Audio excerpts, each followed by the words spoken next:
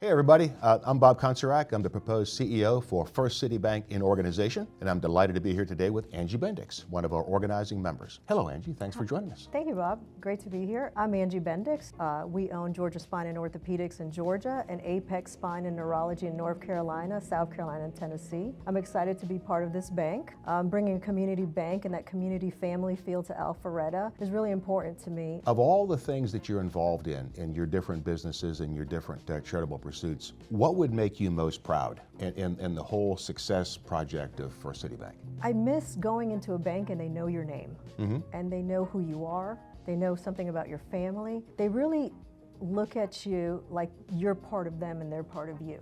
So that's something that I really feel that community feeling that we're missing here in Alpharetta, and I'm excited to bring it back to the community. I've had several folks come up to me at Rotary, on the street, folks who've heard about this enterprise, and they've said they can't wait to be a part of a bank that when someone walks in the door, that you recognize who they are, that somebody knows who I am, and they don't ask me for my driver's license each time I walk in the door. Now, security is important. You know, understanding that you're well cared for, that somebody wants to know who they're working with, that's important. And when they don't recognize your face, of course they have to ask for your ID. That only makes sense. However, if you're walking into the bank a couple of times a week, you would hope after the third or fourth time somebody recognizes you enough that they just say hello and ask you, Mr. Jones, what do you need today? I'll tell you a great story. So in a bank, huge bank institution, my kids used to take their coins when they were little, and we would go to the banker and she would change it into bills.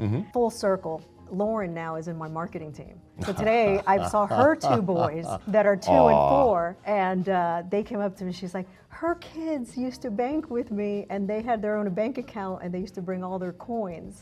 And it was beautiful to see full circle. Now I'm seeing her little kids. So that was something really important that banker did. Once she left, I stopped banking there. Did those two little kids have pockets full of change?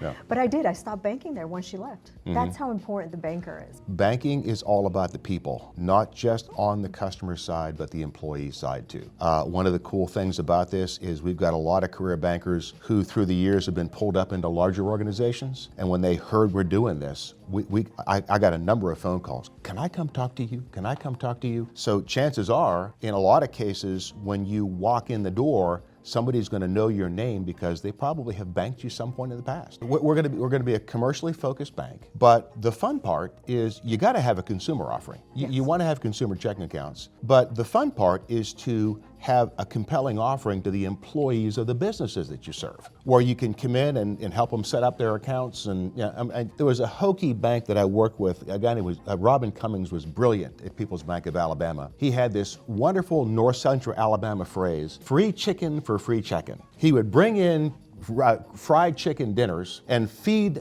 the whole staff with little topaz pads, and they would set up checking accounts right in the middle of a lunch hour. And he did a great job of saying, look, here's the offering, here's the services we're going to provide, here's your routing for depositing your paycheck. He made it easy. And he came up with a way to make just kind of delight the customer. How do you delight the customer? And he said everything about working with the employees of the business should make them happy to know that you're banking the business itself. One of the reasons why we're so successful in our practice is that we treat all of our employees like family. And that's what I'm really looking for in a banking. I would love to offer that banking experience, that family experience to our employees, right? A lot of our employees are under 25. We have 180 of them, and for them to have education on finance, education on home buyers, education on investing, I think that's something great for the next generation that I would love the bank to offer. Yeah, it's not just financial literacy, it's financial education where you are in your phase. There's a whole lot of different things you need to learn as a college student graduating into the real world than there is when you're at a point where your kids are ready to take off for college, to the point where you're thinking, oh man, I'm 5 years from retirement, what do I need to do? So financial advisory isn't necessarily always working with a licensed,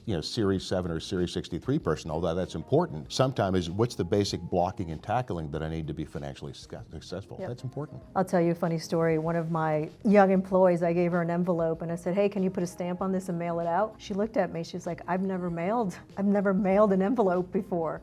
So it was the basic that I had to sit there and teach her how to write, where to write the address, and where to put a stamp to actually mail. So I realized that there's so many young people that don't know how to budget a checkbook, that don't know how to invest. Or to even complete a check.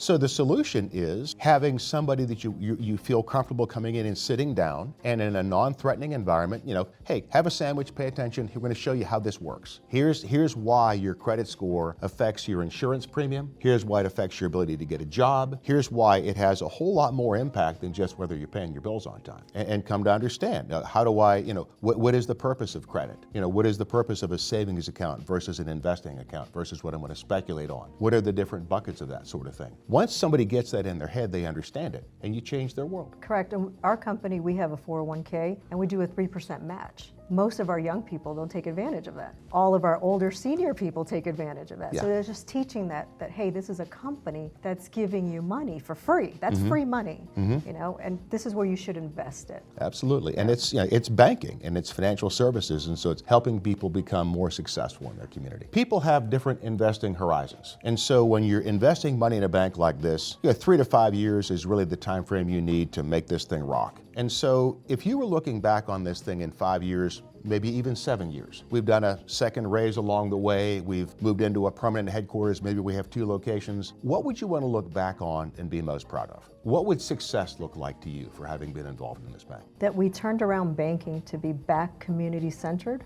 and customer-focused and family feel. That would be what I would be proudest of. Also, hopefully in 7 years, we have 7 locations. Well, hey, thank you for your contribution. Thank you for your enthusiasm. Thank you for how we're all making this happen together. I appreciate you being here. For anyone who's interested to learn more, please go to our website. It's firstcitybank-io.com. You can sign up to get on our investor list for more information, and we can shoot your offering circular as soon as it's finalized to send out to the public. We are a Reg D offering, a limited offering, and so we're not just going to have that information out there generally available, but we're interested certainly to put it in your hands and have a discussion with you about whether or not it's an appropriate investment for you. We'd be delighted to have you on our team. Thanks a lot.